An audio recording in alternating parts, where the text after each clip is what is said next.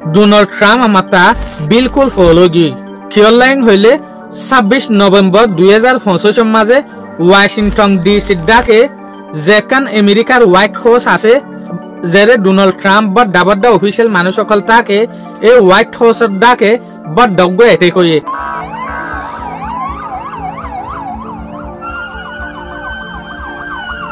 যে এটেক কম মাঝে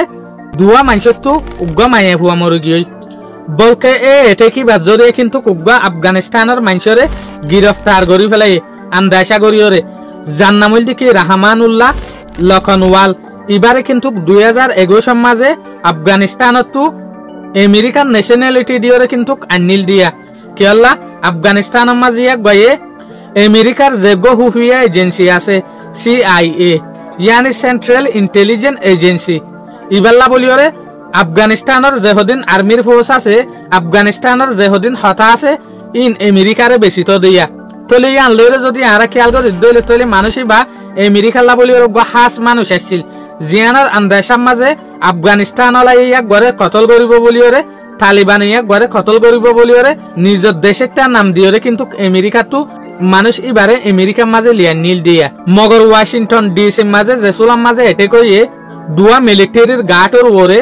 এর গোল্ডে মায়ে হুয়া যার নাম হল কি সারা বেকস্ট্রিম এবার বয়স হল 20 বছর ইবা মরে গিয়ে আর উগ্গার নাম হইল এন্ড্রু উলফি ইবা কিন্তু ন মরে মগর ইবা বেশি ক্রিটিক্যাল কন্ডিশনের মাঝে আসেন হর একবার হালত বেশি খারাপেন হইতো স্যার ইতারা দুজনের যে সুলাম মাঝে এটেক গজ্জে এই সুলাম মাঝে কিন্তু আফগানিস্তানের যেগুয়া হইয়া CIA তাববে ইবারে দেখে এই সুলাম মাঝে ঘরে এরেজ করি ফেলাই সয়া দুনিয়ার মাঝে হতে গদ্দার হইলে হইলা ইয়ানো তো আর একখান হতাশি কিভারিত দে এক টাইমের মাঝে কিন্তু আফগানিস্তানের লাবলিওরে CIA রে হতা বেশি তো মানুষই বেয়ে অহনের টাইমের মাঝেই বারে আন্দাসা করিওরে দড়ি ফেলে দেখি আল্লাহ এল্লা মানুষ ইন্তিয়াজ জরিয়া বেসা যাদে তো লাবলিওরে আন্দাসা করিওরে এরেজ করি ফেলাই দিয়া এক 2021 মাঝে আন্নে এক 2025 মাঝে আমেরিকার ওরে এটেক গজ্জে হয়ে আন্দাসার ওরে গিরফতার করি ফেলে তো যে এটে করে ডোনাল্ড ট্রাম্পের নাম দিয়ে দেখি ইবগবে টেররিস্ট অ্যাটাক ইয়ানোর পরে ডোনাল্ড ট্রাম্প এল্লা ফলো গিয়ে দে ডোনাল্ড ট্রাম্পে হয়তো সাথ দেখি আই 19 দেশের মানুষরে কিন্তু ওসিউম যেন নাকি 19 দেশের মানুষরে কিন্তু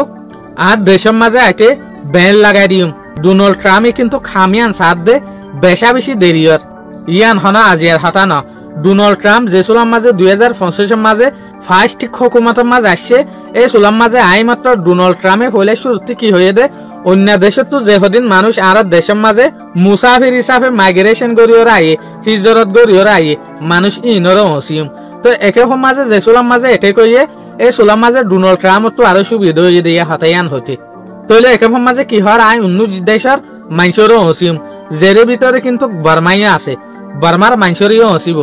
মগর ইয়ান মাঝে ক্লিয়ারলি ইয়ান দলিল নু আইয়ে দে বার্মার মানে রোহিঙ্গা ও কিনো ইয়ান না হ তইলে হঠাৎ ইয়ান হইতো সাইড দে যে মৌকা কিন্তু ডোনাল্ড ট্রাম্পে তোয়ার এই মৌকা ইয়ান কিন্তু ডোনাল্ড ট্রাম্প আল্লাহ মাথা ফিরিও রাশিয়া ডোনাল্ড ট্রাম্প তো আর ইয়ান হইভারি দে এনিও মাথা খারাপ যেন নাকি বিদেশিতে হওয়া ইন্ডিয়ার হওয়া আমেরিকার মাঝে যে সোলাম মাঝে